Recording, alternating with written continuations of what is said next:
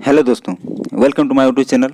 आज हम लोग बात करेंगे जो जेपीएससी का पीटी एग्ज़ाम होता है उसका आप लोग किस तरह से तैयारी करें जो कि आपका कम समय में आपका पीटी निकल जाए। और अभी टाइम तो उतना है नहीं जो कि आपका पूरा सिलेबस आप कंप्लीट कर पाएंगे, क्योंकि अब 17 तारीख को एग्ज़ाम है।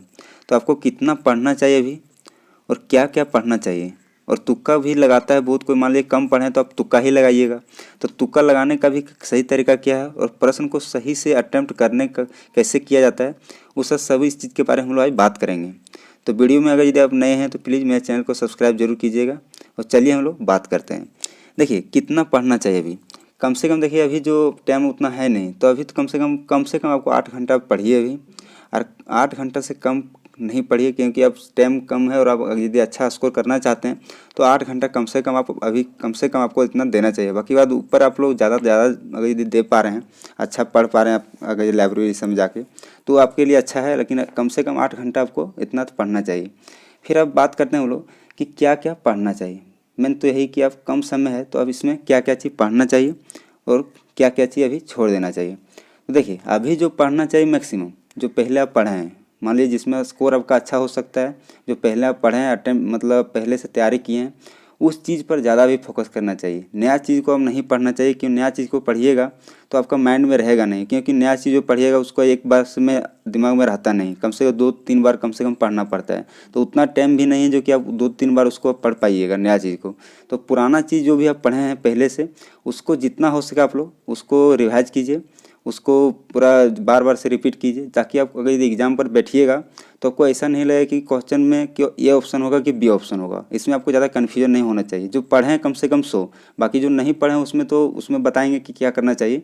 बाकी जो पढ़े हैं उसमें आपको कंफर्म होना चाहिए कि नहीं यही आंसर होगा, वो चीज़ तो होना ही चाहिए।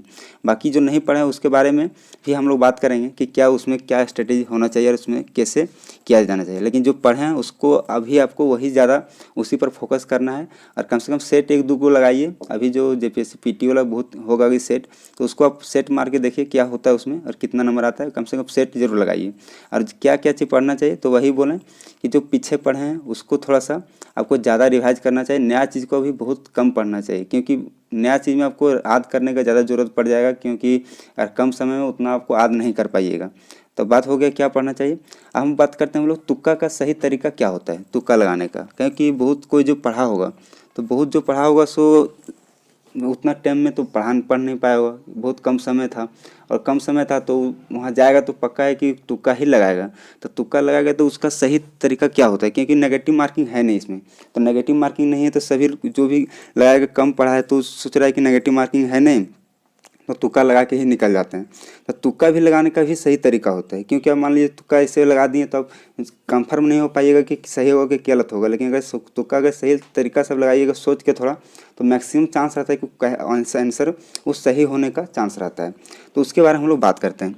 तुक्का देखिए पहले आपको जब भी मान लीजिए 100 क्वेश्चन है तो आपको क्या करना है, पहले जो क्वेश्चन आप पढ़े हैं, पहले जो क्वेश्चन आपको दिमाग में पूरा एक्यूरेट पता है कि इस आंसर होगा ही होगा इसका, तो पहले उस जो जैसे मान लो क्वेश्चन पढ़े उसके झटके में आपको पता चला इसका आंसर यही होगा, वो क्वेश्चन को ज़्यादा पहले अटेम्प्ट कीजिए। वो पहले पूरा 100 क्वेश्चन दिया है तो 100 क्वेश्चन को पूरा अटेम्प्ट कीजिए उसको।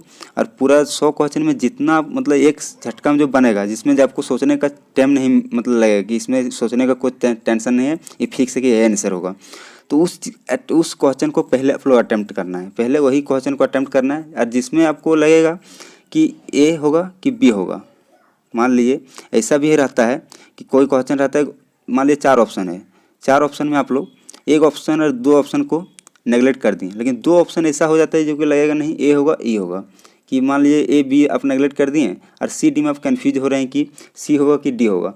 तो उस क्वेश्चन को पहले बाद में अटेम्प्ट कीजिएगा। कब कीजिएगा, तो पहले जो मान लीजिए 100 में मान लीजिए 100 क्वेश्चन था, 100 क्वेश्चन था तो 100 में आप 40 क्वेश्चन ऐसा बना लिए जो कि एक्यूरेट सही है। 40 क्वेश्चन आप एक्यूरेट सही है इतना बना लिए।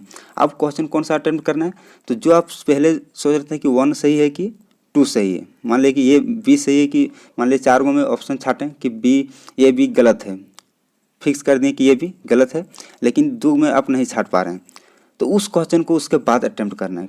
समझे कि नहीं। 40 को सही होने के बाद उसको बाद में वही ऑप्शन को चेंज मतलब चूज करना है, जो कि सी होगा कि डी होगा, सी होगा कि डी होगा। उसमें आपको ज़्यादा देखना है कि वही 2 क्वेश्चन को ज़्यादा मतलब अटेम्प्ट करना उसको, उसके बाद 40 को सही करने के बाद उसी पर पढ़ना है और उस पर भी उतना टाइम वेस्ट नहीं करना है। देखिएगा कि उसमें थोड़ा सा दिमाग लगाने के बाद अगर आपको सही लग रहा है तो उस चीज़ को आप लोग अटेम्प्ट कर लेना है, उस चीज़ को अटेम्प्ट कर लेना कि मान लीजिए सी में और डी में आपको कन्फ्यूजन है, आपको लग रहा है कि नहीं 80% अंदर से अगर जा रहा है फिर कि नहीं 80% की नहीं डी सही होगा, तो आपको डी पर ही एक बार में जो आएगा अंदर से कि डी सही होगा तो डी पर ही सही मारना है। बार बार उसको माइंड में रगड़ने से नहीं सोचिएगा कि सी होगा कि डी होगा, उस पर ज़्यादा कन्फ्यूजन नहीं करना। अगर ये अंदर से एक बार आ गया कि नहीं डी सही होगा तो माइंड रिकॉल करता है, वो अंदर से रिकॉल करता है एक झटका में। अगर उस झटका में अगर डी पर आप सही कर दिए तो ठीक है, नहीं तो फिर आप बार में दिमाग लगाइएगा नहीं सी होगा डी होगा, इस तरह कीजिएगा। तो इसमें दिक्कत क्या होता है, क्वेश्चन ज़्यादा गलत होने का चांस हो जाता है। तो इस तरह करना है आपको क्या कि पहले जब 40 को अटेम्प्ट कर लीजिएगा, जो एक्यूरेट सही है उसको जब अटेम्प्ट कर लीजिएगा, उसके बाद जो 2 में कन्फ्यूजन था, 2 में जो कन्फ्यूजन था उसको अटेम्प्ट करना है। उसको अटेम्प्ट कर लिए, मान लीजिए उसमें आपका 20 को अटेम्प्ट किए, तब 40 और 20 कितना हो गया, 60 क्वेश्चन आप अटेम्प्ट कर लिए। अब बचा कितना 40 क्वेश्चन में जो आपको कन्फ्यूजन है कि एक्यूरेट पता नहीं चल रहा है कि आप सही है कौन सा कौन गलत है, तो आपको उस टाइम क्या करना है, उस टाइम आपको क्या करना है, तो जो 40 क्वेश्चन बचा उस 40 क्वेश्चन में आपको 60 क्वेश्चन पहले इससे देखना है कि कौन सा ऑप्शन ज़्यादा जा रहा है। 60 क्वेश्चन में देखना है कि कौन सा ऑप्शन है जो कि सबसे ज़्यादा मेरा मतलब जो अटेम्प्ट कर रहे हैं जो ज़्यादा अटेम्प्ट हो रहा है। मान लीजिए जैसे कि ए बी सी डी, इसमें अब देखिए कि ए और बी ज़्यादा बार आ रहा है, ए और बी ज़्यादा बार आ रहा है और सी और डी बहुत कम बार आ रहा है और ए और बी ही ज़्यादा आ रहा है। तो आपको जब भी लगाइएगा 40 क्वेश्चन, वो ए और बी में ज़्यादा देखिएगा, ए और बी में ज़्यादा ऑप्शन को अटेम्प्ट करने का कोशिश कीजिएगा कि देखिए इस क्वेश्चन में सही हो सकता है कि नहीं। अगर ये आपका पढ़े हैं, अगर यदि थोड़ा माइंड में रिकॉल थोड़ा सा भी आ रहा है तो ए और बी में अगर यदि थोड़ा सा आ रहा है तो उसी चीज़ को ज़्यादा लेके चलिएगा ऑप्शन को और वही ज़्यादा मारिएगा। क्योंकि जब भी प्रश्न होता है तो क्वेश्चन को मतलब जो ऑप्शन है वो बहुत बार रिपीट हो जाता है कि ये बी में वही होगा, समझे कि नहीं। मतलब क्या करना आपको कि 4 गो में वो देखना है कि जो 60 गो बना है उसमें सबसे ज़्यादा रिपीटेड कौन सा क्वेश्चन है, मतलब रिपीटेड सबसे मतलब ऑप्शन कौन सा रिपीट हो रहा है, ए हो रहा है या बी हो रहा है या सी हो रहा है या डी हो रहा है। तो उस चीज़ को आपको ज़्यादा देखना है। ऐसा नहीं कि अब ए और बी ज़्यादा रिपीट हो रहा है और सी और डी आप मार रहे हैं, देखिए इस तरह क्या होगा, आपका क्वेश्चन ज़्यादा गलत होने का चांस रहेगा। तो क्या करना है आपको, वो देखना है कि ए और बी मतलब 60 में सबसे ज़्यादा रिपीट आंसर कौन सा आ रहा है। अरे देखिए 40 को तो आप कंफर्म कर लिए कि 40 को सही है और 20 को कंफर्म किए हैं कि उस तरफ मारे हैं जो कि आपको भी उसमें भी लग रहा है कि सही है। तो इसमें तो कंफर्म हो रहा है ना कि 60 नंबर की इसमें मेरा कम से कम 50 आ जाएगा, मतलब 50-52 इतना तो कम से कम रख रहे हैं कि आएगा ही आएगा। तो उतना आएगा तो ऑप्शन अब देख रहे हैं कि ए और बी ज़्यादा आ रहा है, तो ए और बी ऑप्शन जब ज़्यादा आ रहा है तो इस देखिए जो बाकी जो 40 बचा है उसमें भी ऑप्शन वही ज़्यादा आने का चांस रहता है, समझे कि नहीं।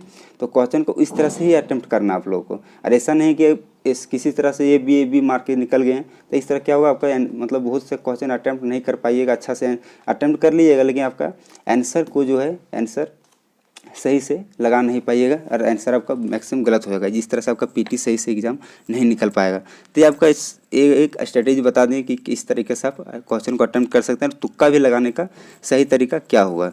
यही था इस वीडियो में। अगर ये वीडियो अच्छा लगा तो प्लीज़ वीडियो को लाइक जरूर करें। Thanks for watching.